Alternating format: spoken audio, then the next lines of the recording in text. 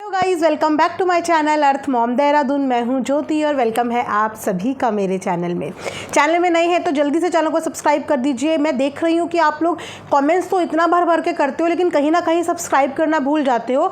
Subscribers का ratio वहीं के वहीं अटका हुआ है, तो कृपया करके जितने भी लोग इस वीडियो के माध्यम से नए जुड़े हैं, सबसे पहले तो जाके चैनल को सब्सक्राइब करो। वीडियो पसंद आएगी तो लाइक करना और कमेंट सेक्शन में तो अपनी ओपिनियन ज़रूर शेयर करना, क्योंकि आपके ओपिनियन मेरे लिए बहुत ज़्यादा मैटर करते हैं। थैंक यू सो मच आप लोगों के प्यार और सपोर्ट के लिए। अब मैं एक एक सब्सक्राइबर का तो थैंक यू नहीं बोल सकती, क्योंकि आप लोगों ने इस बीच इतना प्यार, इतना सपोर्ट दिखाया है ना कि दिल गार्डन हो गया। और स्पेशली उन लोगों को भी मैं यहाँ पे बोलना चाहूँगी जिन्हें लगता है कि दीदी एक के पीछे मत पड़ो, आप तो ऐसे ही पड़ गए। सो गाइस, ये रिएक्शन चैनल है, अफवाह चैनल नहीं है। यहाँ से रिएक्शंस ही आते हैं एज़ पर द कंटेंट और एज़ पर द वीडियो।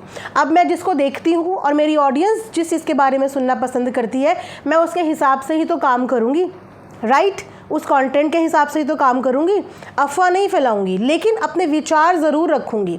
अगर कोई कंटेंट किसी व्लॉगर के द्वारा सोशल मीडिया पे आया है और मैं उस पर अपना रिएक्शन देना चाहती हूँ, तो मैं उसके कंटेंट को देख के, उसकी वीडियो, उसकी लाइव, उसका जो भी है पब्लिक प्लेटफॉर्म पे, उसे देख के अपने ओपिनियन रखूँगी। तो इसको पीछे पड़ना तो बिल्कुल नहीं कहते। और पीछे पड़ना किसको कहते हैं, ये समझदारों को इशारा काफ़ी है। तो कृपया करके आप जो इतना ज्ञान का भंडार लेके मेरे कमेंट सेक्शन में आते हो, मैं तो आपके एक एक कमेंट की देखो रिस्पेक्ट करती हूँ, ठीक है? इसीलिए आपको मेरी साइड से ऐसा कभी कोई शिकायत वाला मौका नहीं मिलेगा। तो आप थोड़ा ये ज्ञान जहाँ पे ज़रूरत है, बहुत ज़रूरत है, वहाँ पे जाके भी प्लीज़ दीजिए, और आपको सही मायनों में पता चलेगा कि पीछे पड़ना एक्चुअली में होता क्या है। मैं तो यहाँ पे रिएक्शन का ही काम कर रही हूँ, और आज से नहीं, बहुत समय से कर रही हूँ, और इसी तरीके से कर रही हूँ जो मेरी जनता को पसंद भी आता है। सब्सक्राइबर, मेरी प्यारी सी ऑडियंस अप्रिशिएट भी करते हैं। चलिए, इसी के साथ वीडियो में हम आगे बढ़ेंगे, लेकिन आगे बढ़ने से पहले आप लोगों के सामने मैं एक इतनी मज़ेदार चीज़ दिखाने वाली हूँ जिस चीज़ की ज़रूरत आपको इस समय पे डेफिनेटली हो सकती है। तो मैंने मंगाई है ये बहुत ही सुंदर चुनरी। जैसे कि आपको पता है कि दिवाली आने वाली है, लक्ष्मी पूजन होगा, करवा चौथ भी होगा, और तो और नवरात्र भी होंगे। तो जो हमारे लहंगे की चुन्नियाँ होती है ना शादी की, वो काफ़ी हैवी होती हैं। मेरे लहंगे की चुन्नी भी बहुत ज़्यादा हैवी है, और जो वेडिंग वाली चुन्नी है वो भी बहुत ज़्यादा हैवी है। तो मुझे कुछ लाइट वेट में चाहिए था, जो मैं नॉर्मल पूजा के टाइम भी पहन पाऊँ, लक्ष्मी पूजन के समय, नवरात्र के समय, और जिसे पहनने में ज़्यादा परेशानी भी ना हो, क्योंकि जिनके छोटे बेबीज़ होते हैं उन मदर्स को भी बहुत परेशानी होती है। तो मैंने सोचा पहले मैं ही मंगा के देखूँगी, अगर मुझे ये अच्छी लगी, इसका साइज़ वगैरह अच्छा लगा, तो फिर मैं आप सबको भी रिकमेंड करूँगी, क्योंकि मैंने ये अपने पर्सनली यूज़ के लिए मंगाई है। तो ये देखिए, ये है पूरा का पूरा चुनरी, जो कि एक्चुअली में बहुत ही सोबर है, बहुत ही सिंपल है, और साइज़ तो गाइस बहुत लंबा है। आप अब इसको चाहे अपने लहंगे के साथ कैरी करो, चाहे आप इसको साड़ी के साइड में करो, चाहे आप इसको सर पे लेके करो, बहुत ही सुंदर और अच्छा है। कपड़ा भी इसका अच्छा है, और साइज़, लंबाई, चौड़ाई सब मल्टीपल काम में काम आ जाएगी। इसका लिंक मैं कम्युनिटी सेक्शन में पेस्ट कर दूँगी, कमेंट में भी पिन कर दूंगी। बहुत सारे लोग मनी मैग्नेट ब्रेसलेट का भी लिंक नहीं ढूंढ पा रहे हैं, सो एक बार आप कम्युनिटी सेक्शन मेरा चेक कर दिया करो, वहाँ पे मैंने सारे प्रोडक्ट्स डाले होते हैं, मिल जाएगा। और ये बहुत इफ़ेक्टिव है, और शायद हो सकेगा आपको ये मेरे हाथ में हमेशा दिखने वाला है, जब तक कि ये खुद से ना टूट जाए तब तक मैं इसे पहनने वाली हूँ, कि मेरे लिए ये एक्चुअली में बहुत ज़्यादा लकी साबित हुआ है। ठीक है, चलिए फिर रिएक्शन वीडियो में हम बढ़ते हैं आगे। बात करेंगे आज हम लोग अगेन एक ऐसी अफवाह जो उड़ी तो अभी 2-3 दिन पहले थी, लेकिन इस अफवाह के पीछे भी जगत दीदी का नाम लिया जा रहा है। देखिए, मैं अपनी ज़ुबान से किसी बात की पुष्टि तब तक नहीं करूँगी जब तक किसी चीज़ के मैं रेफरेंस या प्रूफ्स अपनी साइड से ना देख लूँ, चाहे वो जगत दीदी के लिए हो, चाहे वो मनीषा के लिए हो, चाहे वो किसी XYZ किसी के लिए भी हो, मेरे साथ के सब्सक्राइबर, मेरे साथ के रिएक्शन वाले। मैं कभी भी अफवाहों में ना बिलीव नहीं करती, क्योंकि इतने टाइम में हम इतना तो समझ चुके हैं कि जब कोई किसी को पसंद नहीं करता या किसी को नीचे गिराना होता है, तो ज़्यादा कुछ नहीं करना, 2-4 अफवाह उड़ा दो और बस। कुछ लोग होते हैं जो बिलीव करते हैं, लेकिन कुछ लोग होते हैं जो अफवाहों का बिल्कुल बहिष्कार कर रहे हैं। तो मेरा भी एग्जैक्टली वही काम चल रहा है आजकल, अफवाहों का बहिष्कार करने वाला कार्यक्रम। ठीक है, अब आपने सुना होगा कि हमारी जो मनीषा है, उसके बेबी ना होने की वजह से जो ताने, जो क्रिटिसिज्म, जो कहानियाँ सुनने को मिल रही हैं, वो कहानियाँ ऐसी हैं कि आपके कानों से भी धुएँ आ जाएं। वो कहानियाँ ऐसी हैं जो शायद मैंने अपनी रियल लाइफ में भी कभी किसी से नहीं सुनी होगी। सीरियसली, जो चीज़ें मैं आप सोशल मीडिया पे सुन रही हूँ ना, मैंने अपनी रियल लाइफ में भी कभी किसी लेडी के मुंह से ऐसी बातें नहीं सुनी, जैसे कि वो कभी माँ नहीं बन सकती। अब कुछ कमेंट्स ऐसे आ रहे हैं बहुत सारे चैनल्स के नीचे कि ये अफवाह फैलाने में भी जगत दीदी का हाथ है। अब उनका कितना हाथ है कितना हाथ नहीं है ये तो नहीं पता, ये तो वही जानती होंगी, क्योंकि हमारे पास इस बात के कोई प्रूफ नहीं है कि उन्होंने ये अफवाह फैलाई है। लेकिन यहाँ पे भी उनका नाम आ रहा है कि उनके द्वारा ही ये अफवाह फैलाई गई है कि मनीषा कभी माँ नहीं बन सकती। दूसरी अफवाह कि मनीषा का यूट्रस ही नहीं है, ये भी अफवाह यहाँ पर आ रही है। सबसे पहली बात कि ये अफवाह फैलाने से पहले या इन चीज़ों में बिलीव करने से पहले या इन चीज़ों पर ठाके मार के हंसने से पहले या फिर इन चीज़ों पे शेम करने वालों में से कितने लोगों ने अभी तक मनीषा की मेडिकल रिपोर्ट देखी है? और अगर मैं बोलूँ कि किसी लड़की की मेडिकल रिपोर्ट में कुछ ऊपर नीचे है भी, तो क्या इस बात का आप कभी मजाक बना सकते हो जस्ट बिकॉज कि एक इंसान का बच्चा नहीं हो रहा है या वो प्लान नहीं कर रहा है या उसको कोई भी मेडिकल इशू है? क्या कभी इस बात का मजाक बनाया जाता है? मजाक बनाया जाता है कभी इस बात का? या फिर हमारे इर्द गिर्द में अगर ऐसा कोई इंसान है तो उसको मोटिवेट किया जाता है? मुझे ये बताइए। अगर आपकी खुद की फैमिली में ही ऐसा कभी हो जाए कि किसी के बेबी होने में डिले हो रहा हो, लेट हो रहा हो, या उसको कोई भी मेडिकल प्रॉब्लम हो रही हो, तो हम उसको मोटिवेट करेंगे या फिर हम उसका मजाक उड़ाएंगे या फिर हम उसके दुखती रग पे, उसके कमज़ोर पॉइंट पे नमक मिर्च छिड़केंगे? मैं ये बोलना चाहती हूँ, स्पेशली जो लोग मेरे कमेंट सेक्शन में आके जगत दीदी की तरफदारी करते हैं, तरफदारी करो, खूब प्यार बटोरो, खूब प्यार दो भी, कोई दिक्कत नहीं है। लेकिन एक बात बताओ, अगर आप मनीषा की प्रेगनेंसी को चैलेंज कर रहे हो, उसकी प्रेगनेंसी पे क्वेश्चन उठा रहे हो, जो कि आपको पता भी है कि किस दौर से निकल के आई है, क्या चीज़ें उसके साथ पहले हुई हैं, आप उसकी प्रेगनेंसी को मात्र 4 से 5 महीने में कंपेयर कर रहे हो, तो जिनको आप प्यार कर रहे हो, जिनके लिए आप यहाँ पे मेरे कमेंट सेक्शन में आके नारे लगाते हो, उनकी प्रेगनेंसी के भी तो टाइम देख लो। उनको तो कोई हेल्थ इश्यूज़ नहीं होंगे ना। उनकी खुद की प्रेगनेंसी भी 10 से 11 साल के बाद कंसीव हुई थी। 10 से 11 साल के बाद उनको भी बेबी कंसीव हुआ था। तो मनीषा की शादी को तो 4 से 5 साल हुए, और उनकी शादी में तो कोई बाहर की औरत भी इन्वॉल्व नहीं थी। उनकी शादीशुदा ज़िंदगी तो बहुत खूबसूरत थी, लव मैरिज थी। उसके बाद भी उनके बेबी होने में 10-11 साल लग गए। 10-11 साल लग गए। क्या कभी किसी ने इस बात पे कभी भी क्वेश्चन किया? नहीं किया, क्योंकि समझदार लोग हैं, समझदार लोग हैं, लोगों की मेडिकल कंडीशन भी समझते हैं। उसके बाद इंसान की अपनी खुद की चॉइस भी होती है, अपनी खुद की कुछ प्लानिंग्स भी होती हैं अपनी फैमिली को आगे बढ़ाने की, है ना।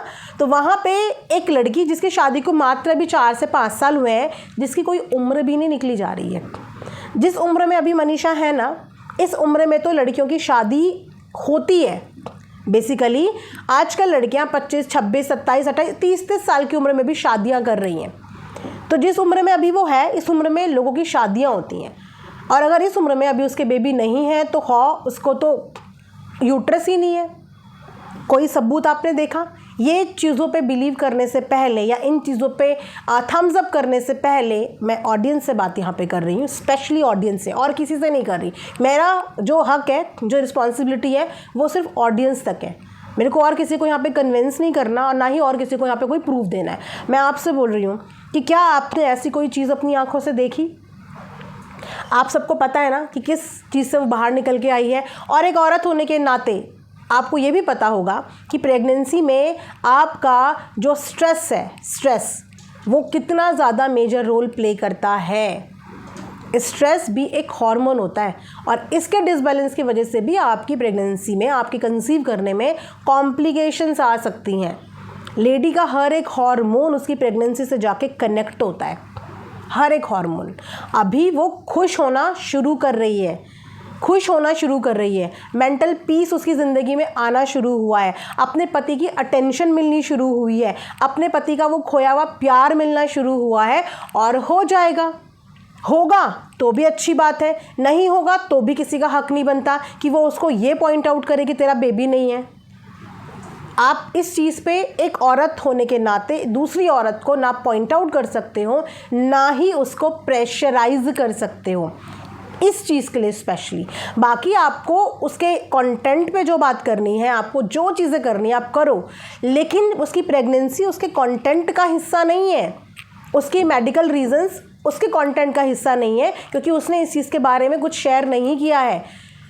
तो उसके यूट्रस है या नहीं है, ना तो ये कोई देख के आया है और ना ही इस चीज़ पे बोलने का हक किसी का बनता है। क्योंकि अगर यहाँ पे बोलने का हक बनता है 5 साल की शादी में, तो वहाँ भी 10-11 साल के बाद बेबी हुआ था।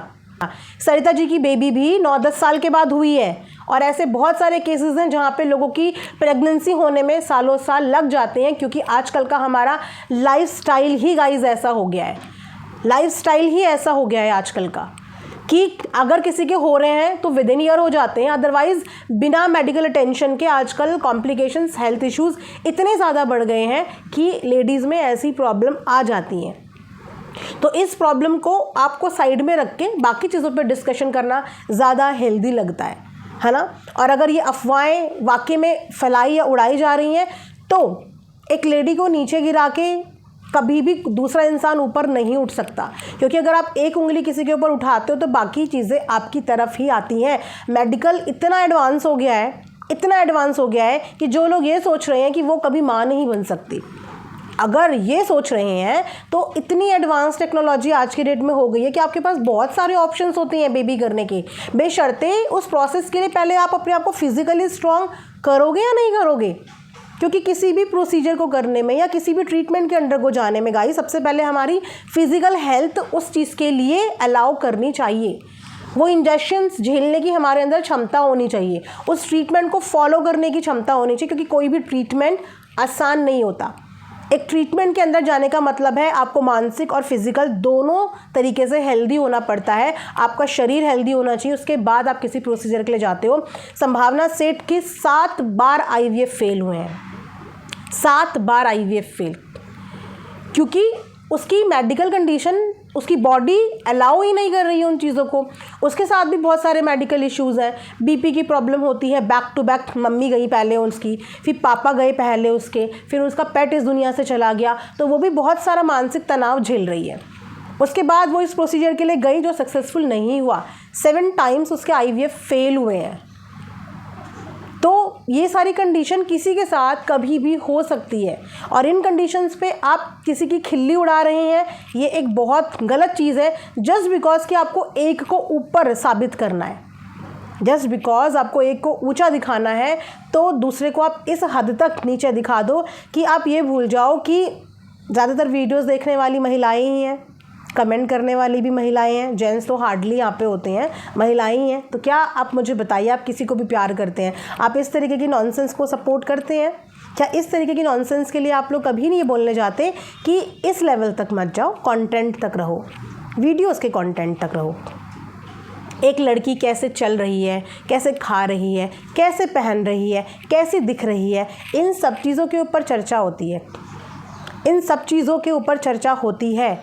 एक लड़की के मेकअप और विदाउट मेकअप पे भी चर्चा होती है, मेकअप और विदाउट मेकअप पे भी ट्रोल किया जाता है, एक लड़की के कपड़ों पे ट्रोल किया जाता है, एक लड़की के यहाँ तक कि अंडर आर्म्स पे भी ट्रोल किया जाता है। आप में से कितने लोगों के अंडर आर्म्स बिल्कुल वाइट चिकने चिकने हैं? कितने लोगों के हैं? सेलिब्रिटीज़ के भी नहीं है, जबकि वो इतने ब्यूटी ट्रीटमेंट्स लेते हैं, इतने ज़्यादा ब्यूटी ट्रीटमेंट्स लेते हैं, उसके बाद सेलिब्रिटीज़ के भी अंडर आर्म्स चिकने चिकने, गोरे चिट्टे सफ़ेद नहीं होते हैं। मतलब मनीषा को हर चीज़ में जज, लिप्स ब्लैक है तो क्यों है? बहुत सारे गोरे लोगों के लिप्स भी ब्लैक होते हैं। ज़रूरी नहीं है कि सिर्फ जिनका डार्क कॉम्प्लेक्शन है उनके ही लिप्स ब्लैक होते हैं।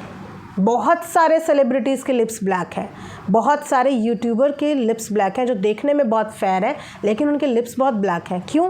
क्योंकि कॉस्मेटिक ओवर यूज़ करते हैं, ऑल टाइम लिपस्टिक अप्लाई करते हैं, स्किन पे कॉस्मेटिक्स लगाते हैं, जिसकी वजह से डार्कनेस आ जाती है। तो इस चीज़ पे आप बताइए, इस चीज़ पे जज किया जाता है। फ़िल्टर एंड विदाउट फ़िल्टर हर इंसान अलग है, फ़िल्टर एंड विदाउट फ़िल्टर हर इंसान अलग है, लेकिन फिर भी हर कोई कोशिश करता है कि मैं जब स्क्रीन के सामने आऊँ, अपने आप को प्रेजेंट करूँ, तो मैं एक प्लीजेंट पर्सनैलिटी लगूँ।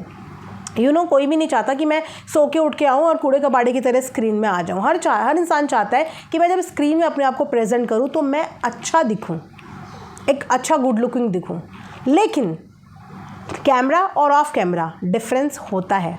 इस समय पे बहुत उड़ रही हैं, जिन अफवाह में ना तो ऐसे अभी तक कोई प्रूव आए हैं कि जगत दीदी ने वो अफवाह उड़ाई हैं, और ना ही ऐसे कोई प्रूव आए हैं कि राज फैमिली की तरफ से कोई अफवाह उड़ी है। जहाँ तक मैं समझ पा रही हूँ, जहाँ तक मैं सोच पा रही हूँ कि दोनों साइड में से अफवाह कोई नहीं उड़ा रहा है। वो बाकी अलग बात है कि उड़वाई कैसे जा रही है इसके बारे में नहीं पता। लेकिन अगर आप ये सोच रहे हो कि एक अफवाह उड़ा के आप दूसरे को नीचे गिरा दोगे, तो नहीं। अगर एक अफवाह एक के लिए उड़ेगी तो दूसरी साइड से जब रिटेलिएशन होगा तो दोनों के लिए ही चीज़ें ख़राब होंगी। दोनों के लिए मतलब दोनों के लिए चीज़ें ख़राब होंगी।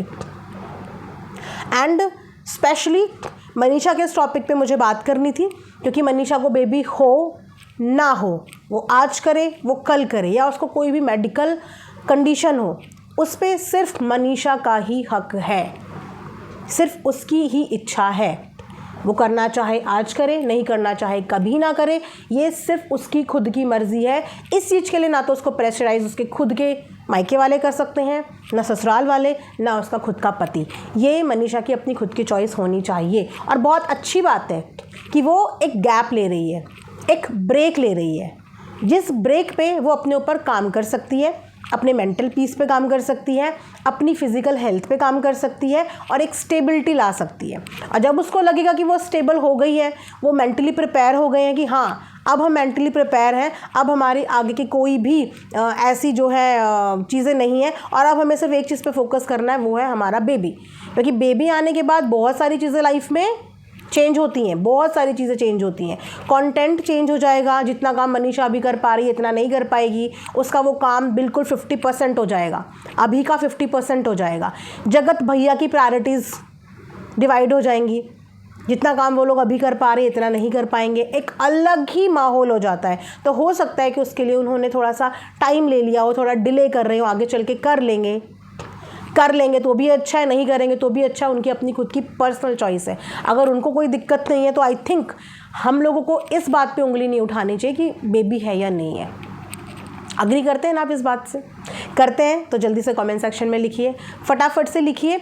और ये मैसेज मेरा सभी के लिए है जो मेरी ऑडियंस है, जो मुझे कमेंट सेक्शन में कमेंट करती है। गाइस, इस चीज़ को अंडरस्टैंड करो कि अगर आप एक औरत के लिए प्यार दिखा रहे हो तो आप दूसरी औरत का भी उतना ही इक्वली अंडरस्टैंड करो situation.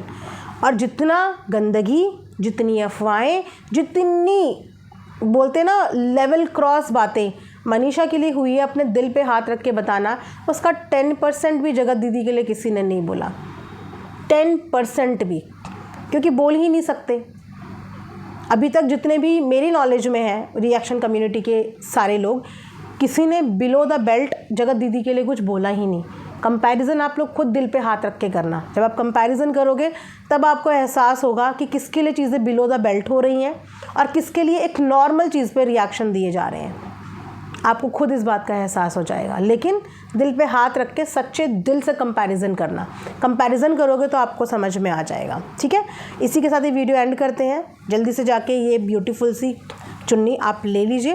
Thanks for watching Earth Mom reactions. Bye bye, take care.